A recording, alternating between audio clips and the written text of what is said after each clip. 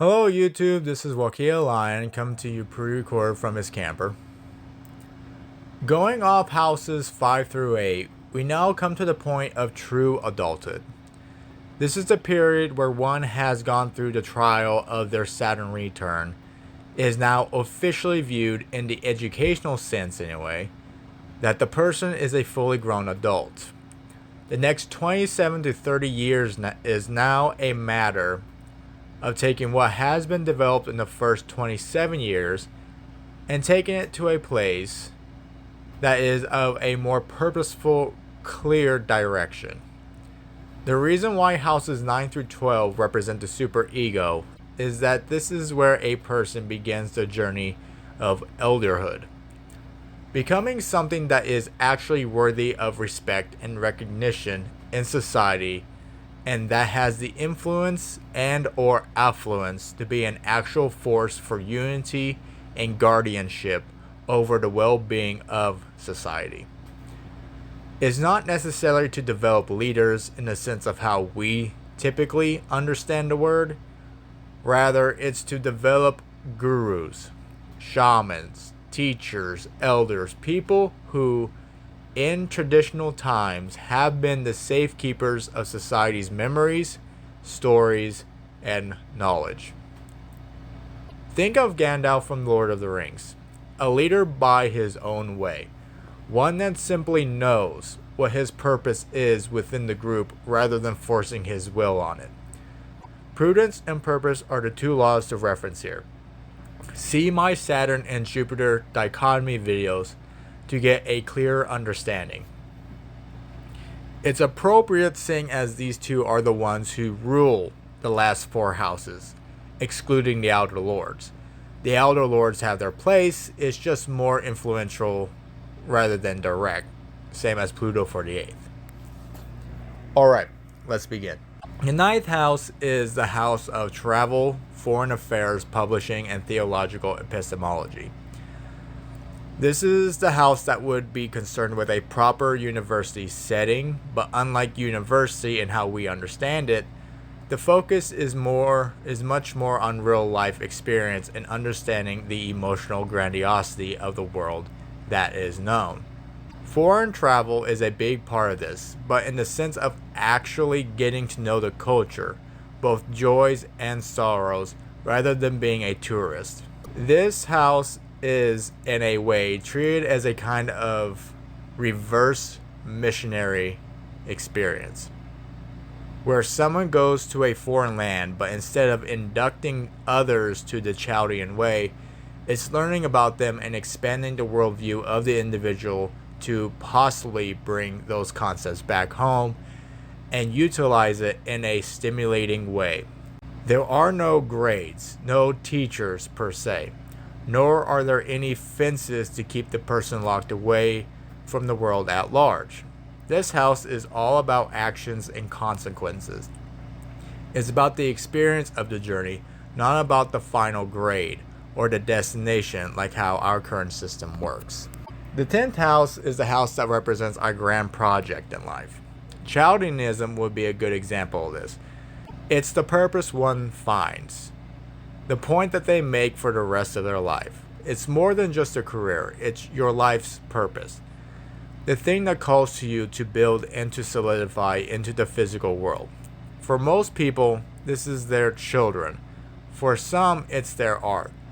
Others, it's their scientific endeavors. Whatever it may be, this house is the house that focuses on the destination.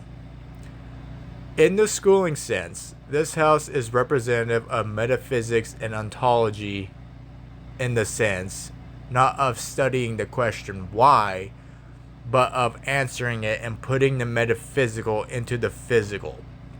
Take a simple question. How do we deal with trash? The 9th house would be concerned with exploring the solutions in every way possible, gaining inspiration from different perspectives to come up with a solution on how to best deal with the problem of trash. The 10th house is actually building the solution into reality, for however long it has to take to get finished.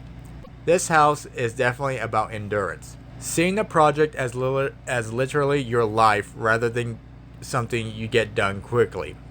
It's a marathon, not a race. This is also the reason why prudence is the saving grace concept for the 10th. Too many people get caught up in their career to ask themselves a serious question. Why am I doing this? Remember, purpose is joy, and to stand when you can and to sit when you must. That constitutes prudence. Learn to take it slow. Don't be afraid of taking breaks, and don't dread taking a step back and admitting that where you're going isn't the right way. However long you have to take to get there is however long it can wait. The 11th house is where one takes what they have managed to build in the 10th and share it with other people. This is the house where once one has managed to make it up to the peak of the mountain and has attained all the knowledge and resources to do so, it's time to rain that knowledge down on the houses below so that they can build themselves up just a little bit more. Think of a blacksmith who has developed a way to mass produce steel and instead of monopolizing it, shares it with everyone else. Due respects need to be given, of course, but this is where the purpose of the 10th comes to fruition and is now spreading its seeds to take root and to be cataloged and crystallized into the memories of society. This is also where the time to teach comes in, now being an official master of whatever one's life purpose was. Finally, the 12th house is the house of self-reflection. This is probably a time where the person also shares their stories, not a rational textbook like what would be in the 11th house, but one of a more emotional nature that hopefully imparts some real wisdom on the next generation. Whatever it is, it shows a period of rest after a long life of activity. In a schooling sense, this is where it would probably be more appropriate to study the abstract world and the belief systems and literature that has been developed for it. This is probably the point where it's time for a person to let the next generation take their place within society and to go off and re-explore the world and see the changes that have been made, now exiling themselves from the public eye and traveling in a changed world that they feel out of place in. This is a period where the person somewhat reinvents their outlook on things, gaining a fresh perspective after a long period of mastering what they believed was the perspective. This house is about seeing one's perspective from fresh eyes and to learn what that even means. Things of a more abstract, odd nature that explores possibilities rather than hard truths. This is the house that would favor things like the occult, alchemy, esotericism, and the like. An exploration of the inner world and its relation to the outer, rather than just exploring the outer to help build the inner, which the 9th house represents. These houses are a lot more abstract than the previous ones. Not a surprise, considering that we are now dealing with full-grown adults who each has their own life experiences and paths. The main point of houses 9 through 12, though, is to find a purpose in life that goes beyond the hamster wheel syndrome that houses 5 through 8 are prone to, and the never ever land childishness that houses 1 through 4 represent.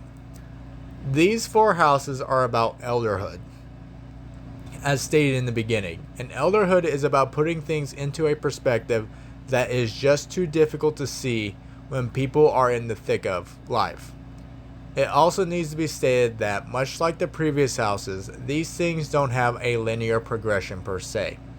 Chaldeanism, for example, is an interesting mix of all 9 through 12 houses that I have yet to see where exactly it is going. The same goes for my stories.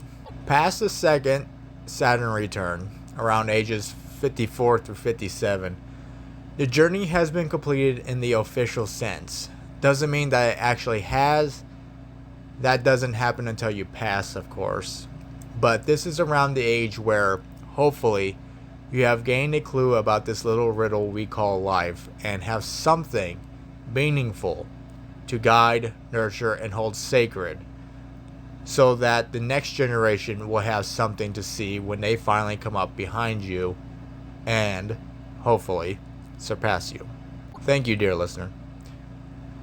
If you like the video and my writing, I suggest checking out my library on Facebook through Google Cloud. My book, Warren, is a set of stories placed in the world of Warren and heavily influenced by many different ideas and beliefs that I hold in both high regard and close to my heart. Again, thank you for your time, and I look forward to lecturing you again in the next video. Bye.